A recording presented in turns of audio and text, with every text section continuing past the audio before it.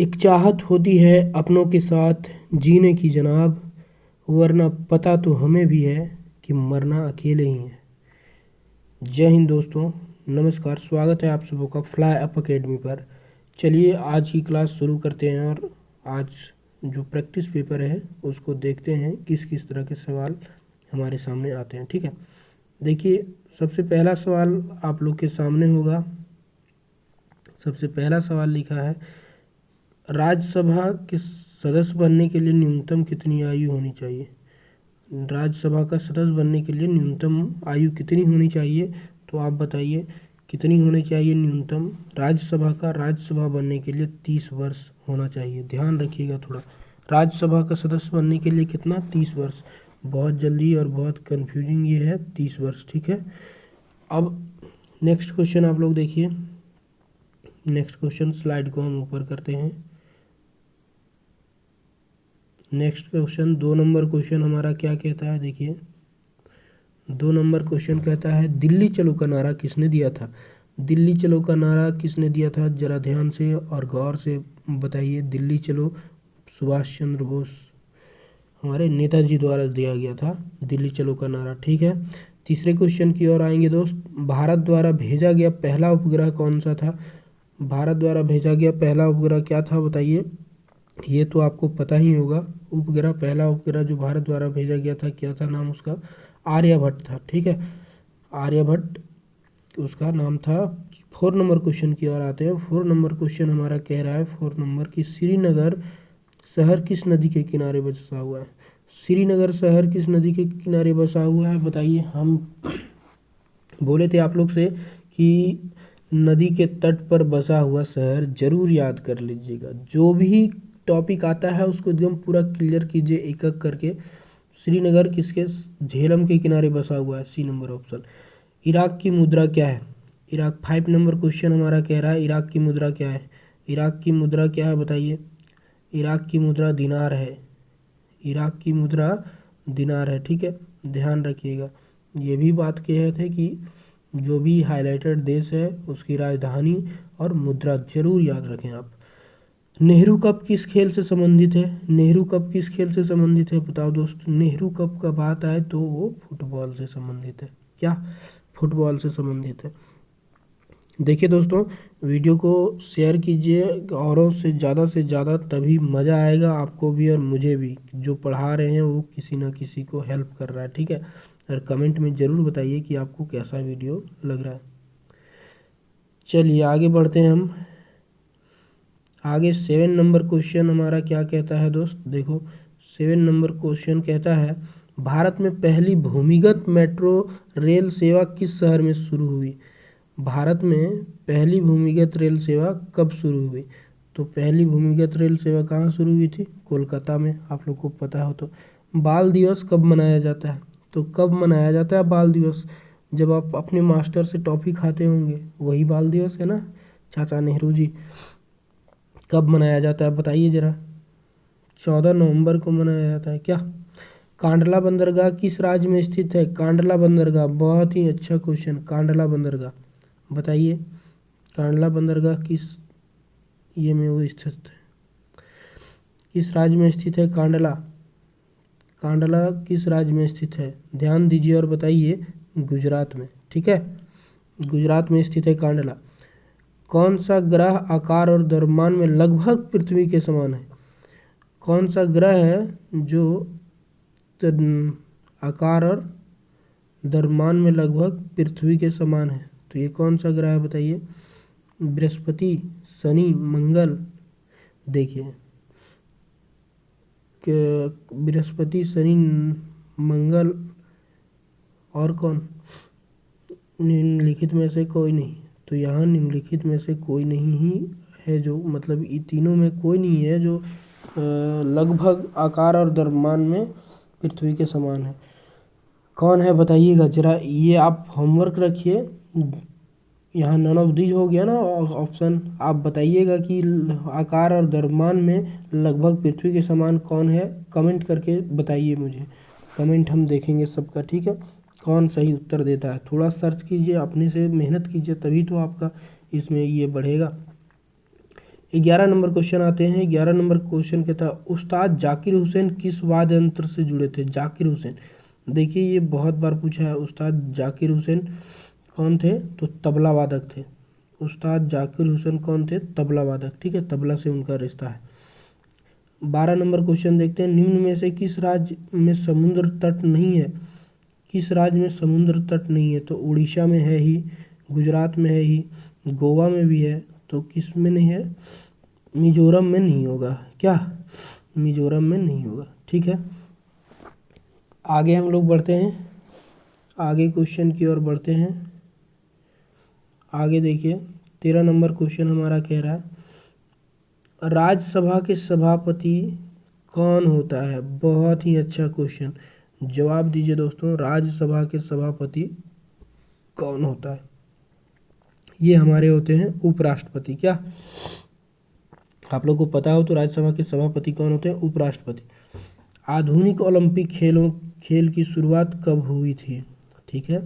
आधुनिक ओलंपिक खेल की शुरुआत कब हुई थी, तो बताइए, आधुनिक ओलंपिक खेल की शुरुआत कब हुआ था, तो 1896 में हुआ था, ठीक है। 1896 में कहाँ हुआ था, पहला सेट में शायद आया था, पहला सेट में इसको डिस्कस किए थे। कहाँ हुआ था, एथेंस में हुआ था, ठीक है। अगर यदि आप लोग कमेंट करें तो मैं ऐसा सीरीज भी ला सकता हूँ, जैसे जो हाईलाइटेड चीज़ है अभी, जैसे नदी के किनारे बसा हुआ शहर, उसको एक साथ एक वीडियो में हम ले आएँ। फिर ओलंपिक से बहुत सवाल बनता है, तो ओलंपिक से रिलेटेड कब शुरू हुआ था, कहाँ शुरू हुआ था, कौन देश अच्छा परफॉर्मेंस किया था स्टार्टिंग में, फिर धीरे धीरे कैसे उसमें सदस्यता बढ़ते गई, ये सब सारी चीज़ें, और संयुक्त राष्ट्र संघ कब बना, किस वजह से बना था, ये सब चीज़ जो हमसे पूछा ही जाता है, ठीक है। 15 नंबर क्वेश्चन देखते हैं। 15 नंबर क्वेश्चन कहता है कपास की खेती के लिए सबसे अच्छी मिट्टी। कपास की खेती के लिए देखिए, कपास कहाँ होता है सबसे ज़्यादा, कपास जो होता है काली मिट्टी, ठीक है। काली मिट्टी उसके लिए, कपास के लिए बहुत ही उपयोगी है। चलो दोस्त, नेक्स्ट क्वेश्चन मतलब नेक्स्ट क्वेश्चन की ओर बढ़ते हैं। 15 क्वेश्चन हमारे समान ज्ञान के कंप्लीट। अब समान विज्ञान के क्वेश्चन करेंगे, ठीक है। समान विज्ञान के क्वेश्चन पे आओ। समान विज्ञान का क्वेश्चन हमारा देखिए पूछा गया है। समान विज्ञान पे आते हैं। 16 नंबर क्वेश्चन, नेत्र दोष का नाम बताइए। नेत्र दोष का नाम बताइए जिसमें व्यक्ति एक साथ ही ऊर्ध्वाधर और क्षैतिज रेखाओं को फोकसित नहीं कर सकता। अब बताइए, ये और आप लोग मतलब नेत्र दोष पढ़े होंगे, जरा दृष्टि, निकट दृष्टि, दूर दृष्टि, अभिमुखता, वही उससे क्वेश्चन आ गया, ठीक है। तो क्या हो जाएगा इसका, जब ऊर्ध्वाधर और क्षैतिज रेखाओं को फोकसित नहीं कर सकता है तो अभिमुखता हो जाती है उसे, ठीक है। 17 नंबर क्वेश्चन, 17 नंबर क्वेश्चन की ओर बढ़ते हैं। ऑक्सीजन की अनुपस्थिति में कुछ बैक्टीरिया द्वारा खाद्य से ऊर्जा मुक्त करने की क्रिया को कहते हैं। देखो, ऑक्सीजन की अनुपस्थिति में कुछ बैक्टीरिया द्वारा खाद्य से ऊर्जा मुक्त करने की क्रिया को क्या कहते हैं, बताइए क्या कहते हैं। जब ऑक्सीजन नहीं रहता है उस समय कुछ बैक्टीरिया जो है खाद्य से ऊर्जा मुक्त करने की क्रिया को क्या हो कहलाता है, बताइए। आवृत्तीय श्वसन कहलाता है, आवृत्तीय श्वसन कहलाता है। ध्यान रखिएगा, जब भी ऑक्सीजन की अनुपस्थिति रहती है तो कुछ बैक्टीरिया खाद्य से ऊर्जा मुक्त करने की क्रिया को आवृत्तीय श्वसन कहलाता है, ठीक। 18 नंबर क्वेश्चन पे आते हैं। हमारे शरीर में लाल रक्त कोशिकाएं कहाँ बनती है। देखिए, बहुत ही अच्छा क्वेश्चन। हमारे शरीर में लाल रक्त कोशिकाएं अस्थि मज्जा में बनती है, ठीक है। लाल रक्त कोशिकाएं कहाँ बनती है, तो अस्थि मज्जा में बनती है। दूध को दही में कौन सा बैक्टीरिया बदलता है। देखिए, ऑप्शन आपके सामने है, दूध को दही में कौन सा बैक्टीरिया बदलता है, बता दीजिए ज़रा आप लोग। ये लैक्टोबैसिलस बदलता है क्या। मुझे नहीं लगता कि आप लोग को ये भी क्वेश्चन का जवाब नहीं पता होगा। सबको पता होता है। दूध से दही बनने का प्रक्रिया जो चलता है वो इलेक्ट्रोलिसिस करता है। मानव रक्त में प्लाज्मा कितने प्रतिशत होता है? मानव रक्त में जो है प्लाज्मा कितने प्रतिशत होता है बताइए। प्लाज्मा कितना प्रतिशत रहता है? 35% रहता है। 35%, 65% उधर मिल के रहता है। बाकी प्लाज्मा जो है वो कितना रहता है? सॉरी प्लाज्मा नहीं, प्लाज्मा का बात किया। प्लाज्मा कितना रहता है? 55%। प्लाज्मा कितना होता है मानव रक्त में? 55%, 45% वो दोनों मिलके होता है।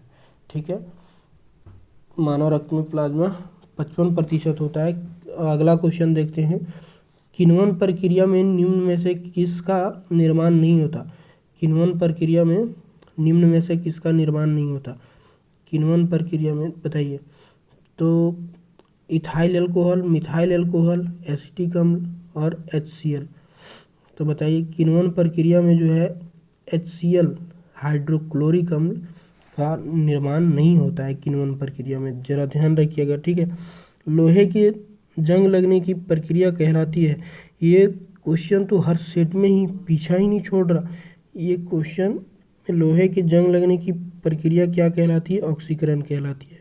ठीक है, ऑक्सीकरण कहलाती है। कोई वस्तु जिसे कि तार में आहरण कर सके उन्हें क्या कहते हैं? देखिए, कोई वस्तु जिससे कि तार में आहरण कर सके उसे क्या कहते हैं बताइए। तन, लचीला, धात और ये अंडर 10 का क्वेश्चन है ये। जब उसको ये किया जाता है तार में ही करना मतलब खींच के, तो वो बहुत ज़्यादा तन्य होता है। अब आगे बढ़ते हैं हम लोग 24 नंबर क्वेश्चन की ओर। 24 नंबर क्वेश्चन की ओर देखिए बढ़ेंगे। 24 नंबर क्वेश्चन कहता है, ओहो एक मिनट। 24 नंबर क्वेश्चन कहता है हाइड्रोजन पेरोक्साइड का सही सूत्र। देखिए, सूत्र से कल कार्बन मोनोऑक्साइड का था, आज हाइड्रोजन पेरोक्साइड का। तो हाइड्रोजन पेरोक्साइड क्या होता है? H2O2। H2O जल और H2O2 हाइड्रोजन पेरोक्साइड। हवा में, अगला क्वेश्चन, हवा में ऑक्सीजन का क्या प्रतिशत होता है? हवा में ऑक्सीजन का क्या प्रतिशत होता है बताइए दोस्त। ये तो बहुत ही इम्पोर्टेंट क्वेश्चन है। लगभग 21% आप बोल सकते हैं। ऑक्सीजन कितना होता है? 21%। 20.99 दिया है यहाँ, तो यही उत्तर होगा। ठीक है, 26 नंबर, निम्न में से कौन सा रेडियोधर्मी तत्व नहीं है? रेडियोधर्मी तत्व नहीं है बताइए। ये चारों ऑप्शन में कौन सा जो है रेडियोधर्मी तत्व नहीं है? यूरेनियम तो है ही, रेडियम भी है, जिरकोनियम भी है। यूरेनियम, रेडियम, जिरकोनियम ये भी है। तो इनमें से कोई ही नहीं ऑप्शन होगा। ठीक है, बाकी ये तीनों है ही। सबसे हल्का परमाणु, अब बताइए 27 नंबर क्वेश्चन, सबसे हल्का परमाणु कौन है? इसमें आपको पता हो तो बताइए। हीलियम, बोरॉन, हाइड्रोजन और सबसे हल्का परमाणु कौन है? हाइड्रोजन है। ठीक है, ध्यान रखिएगा। आवर्धक लेंस के रूप में किसका प्रयोग किया जाता है? देखिए, आवर्धक लेंस बड़ा करने वाला, आवर्धक लेंस में कौन आता है? तो आवर्धक लेंस में उत्तल लेंस को जाना जाता है। ठीक है, उत्तल लेंस को, उत्तल लेंस क्या करता है? बड़ी बड़ी चीज़ों को छोटा कर देता है। जैसे उत्तल लेंस, साइड मिरर उत्तल लेंस रहता है, बड़ी बड़ी गाड़ियाँ छोटी दिखती है उसमें। ठीक है, उतना बात करने का ये नहीं है, आप लोग डायरेक्ट ऑब्जेक्टिव कीजिए और चीज़ों को ध्यान में रखिए। 29 नंबर क्वेश्चन, प्रतिरोध। प्रतिरोध का मात्रक क्या होता है बताइए। प्रतिरोध आप लोग पढ़े होंगे। प्रतिरोध का मात्रक क्या होता है? रेसिस्टेंस। प्रतिरोध का मात्रक ओम होता है। क्या? ओम होता है। आगे हम बढ़ेंगे लास्ट स्लाइड पे हम बढ़ेंगे। और ये देखिए, इसमें नंबर ऑफ क्वेश्चन ये का ज़्यादा दिया गया है। ठीक है, अब 35 क्वेश्चन कर दिया है शायद। 32 नंबर क्वेश्चन, सॉरी एक जरा सा देखा जाए उधर, तो हम लोग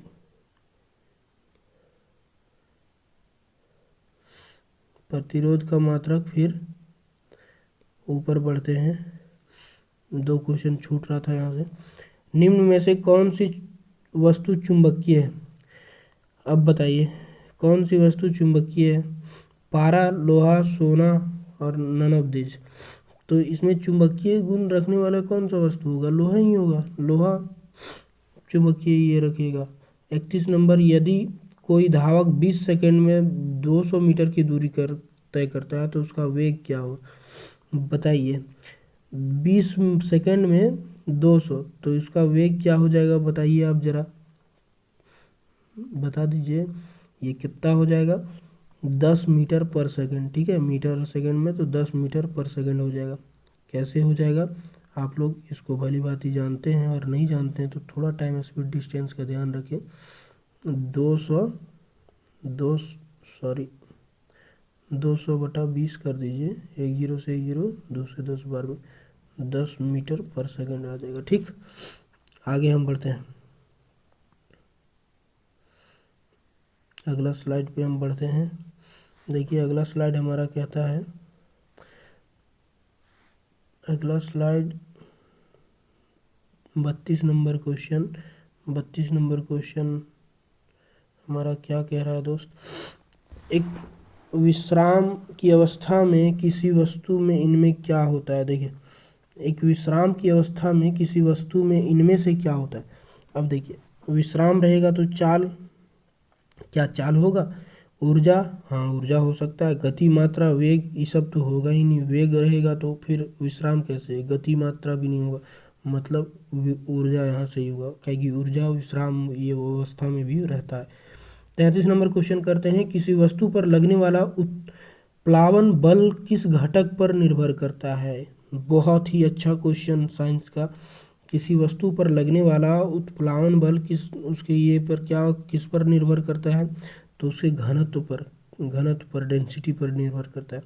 विटामिन सी का रासायनिक नाम। देखिए विटामिन सी का, विटामिन पूरा कर ही लीजिएगा आप, ये जो विटामिन है, विटामिन पूरा कीजिए, इससे क्वेश्चन हम लोग का बनता ही बनता है। ठीक है, विटामिन से क्वेश्चन बनता ही बनता है, लिखा नहीं जा रहा है सही से, देखिए विटामिन से क्वेश्चन हमारा बनता ही बनता है, तो आप जरूर कीजिए। इसका क्या कीजिएगा? रासायनिक नाम और इससे होने वाली कौन विटामिन की कमी से कौन सा ये होता है। ठीक है, चलिए एक सेकेंड, विटामिन सी का क्या नाम होता है? तो विटामिन सी का नाम एस्कॉर्बिक अम्ल होता है। ठीक है, एस्कॉर्बिक अम्ल ही ना होता है विटामिन सी का, बताइए, एस्कॉर्बिक अम्ल ही होता है। ठीक है, एथेनॉल का क्या सूत्र होता है? एथेनॉल, अब ये देखिए एथेनॉल का सूत्र, इसमें 2 सूत्र से आ गया। ठीक है, एथेनॉल का क्या होता है? C2H5OH एथेनॉल कहलाता है। ठीक है, देखो दोस्तों आज की क्लास में हम लोग 35 क्वेश्चन किए। जरा ध्यान रखिएगा, सारा का सारा क्वेश्चन आप लोग रिवीजन बार बार करके उसे अपने दिमाग में रखिएगा ही, ये बेहद ही ज़रूरी है। चलिए इसी तरह से हम लोग करते रहेंगे, जो भी सीरियस हैं पढ़ते रहिए, और दूसरों के साथ भी वीडियो को शेयर कीजिए, लाइक कीजिए और कमेंट कीजिए। जय हिंद, आज के लिए इतना ही रखते हैं।